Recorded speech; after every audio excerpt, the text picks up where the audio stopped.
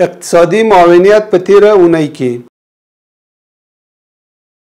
د ملي تدارکاتو کمیسیون نوبتي غونډه چې د روان 1403 لمریز کال د میزان میاشتې په 14مه نیټه په مرمرینه ماڼۍ کې جوړه شوې وه له اجنډا سره سم 10 پروژې د منظورۍ لپاره وړاندې شوې چې له جملې د 12 پروژو قراردادونه منظور د 15 تعدیل د یوې لغوه او د 2 پروژو د قراردادونو د قیمتونو په اړه ټاکل شویو کمیټو ته دنده وسپارل شوه څو له ګټونکو شرکتونو سره بیا ځلې مذاکرات ترسره او خپل راپور د ملي تدارکاتو کمیسیون مشرتابه ته وړاندې کړي.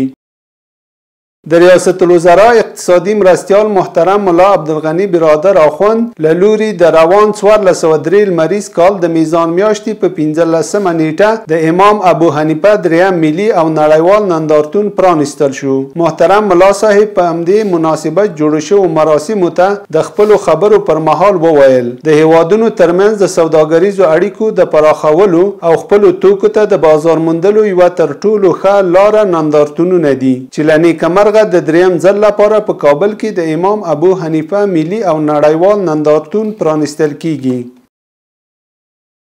د ریاست الوزرا اقتصادي مرستیال محترم ملا عبدالغنی برادر اخوند له لوري د روان 1403 لمریز کال د میزان میاشتې په 18مه نیټه د کابل ولایت په سروبي ولسوالۍ کې له نغلو بند سره نږدې د 22.15 میګاواټه لمریزې برېښنا پروژې د عملي چارو د پیل پرانیسته وشوه.